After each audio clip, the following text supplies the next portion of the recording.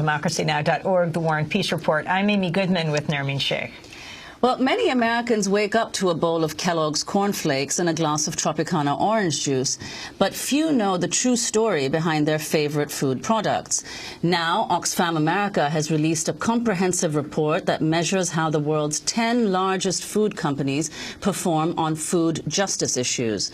The report is the culmination of an 18-month investigation, and it's called Behind the Brands. The 10 companies Oxfam scores are Associated British Foods, Coca-Cola, Danone, General Mills, Kellogg's, Mars, Mondelez, Nestle, PepsiCo, and Unilever.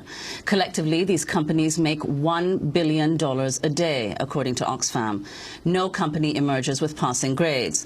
Oxfam has also launched an interactive website accompanying the report, which grades each of the companies according to 7 criteria: small-scale farmers, farm workers, water, land, climate change, women's rights, and transparency. Democracy Now! Reached out to several of the companies named in Oxfam's report, but not all responded in time for a broadcast. General Mills responded saying, quote, "These are topics General Mills cares about, as we, too, want to ensure the future of the world's food supply. We'll continue efforts to advance our work in these areas as part of our commitment to global sustainability."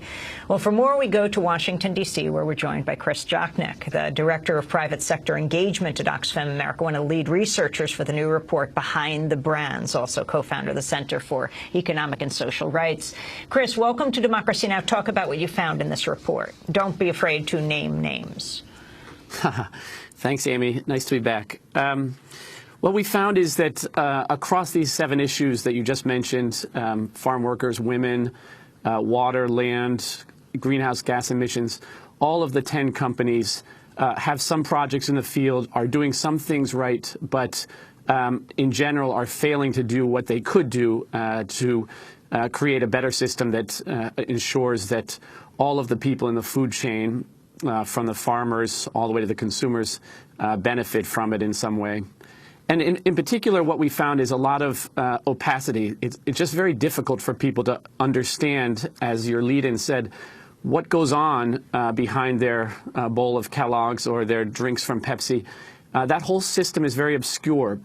And so in particular, we were putting a spotlight on questions of transparency and accountability. We're trying to ask companies, do they actually know how women are treated in their supply chains? Do they know how many women are in their supply chains? Do they recognize the unfair treatment of smallholder farmers and workers, or the threats to their land and water? And are they reporting on it? So we were trying to focus on those larger, bigger ticket issues that go largely unaddressed by most of the companies. Chris Jochnick, many of the companies you examine in your report purport to engage in socially conscientious, sustainable activities. For example, this month, General Mills announced a program to provide access to training and education to several hundred small vanilla farmers in Madagascar to help them produce a more sustainable and higher quality vanilla crop. This is General Mills Company Director Steve Peterson. What we're trying to do is actually teach them to do more value-added work on their farm, specifically curing of the bean. And that will allow them to potentially double the amount of income that they can get from growing the bean plus curing it. That was General Mills Company Director Steve Peterson. Chris Jochnick, your response to what he said. Well, we know that some of the companies are doing good projects like that in the field, and Oxfam has actually worked with some of those companies to help them improve the way they're doing business in the field.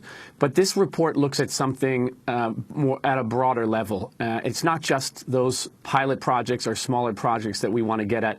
We want to understand how not just the few hundred or few thousand farmers are faring, but how the hundreds of millions of farmers are faring throughout this global food system. And so we didn't try to go into the field and examine project by project, and we also didn't look at scandal by scandal. We were taking a broader look at whether the companies are doing their due diligence, are they reporting on it, are they transparent about it, and are they forcing these commitments that they have publicly made to sustainability and to farmers, are they forcing them down through the supply chain where we know they exercise enormous influence?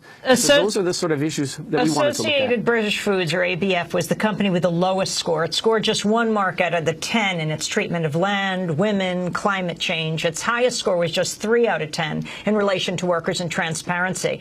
But an ABF spokesperson rejected Oxfam's criticism. The unnamed spokesperson told the Guardian newspaper, quote, "The idea that ABF would use a veil of secrecy in order to hide the human cost of its supply chain is simply ridiculous. We treat local producers, communities, and the environment with the utmost respect. As for transparency, our next CR report in autumn 2013 will confirm significant improvement in disclosure." Your response?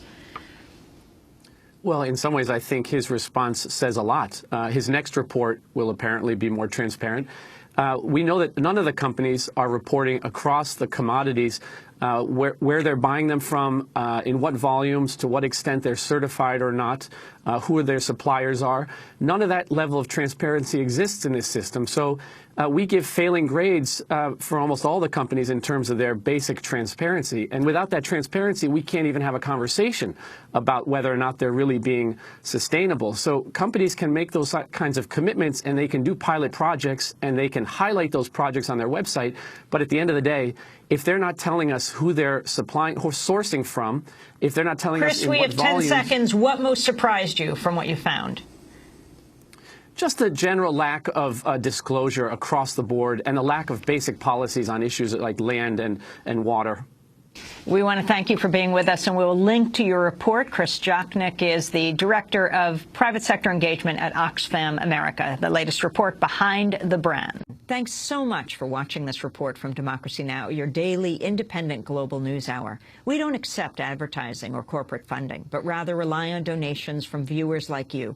Please make your contribution by visiting democracynow.org. We need your support today to keep bringing you this hard-hitting, in-depth reporting.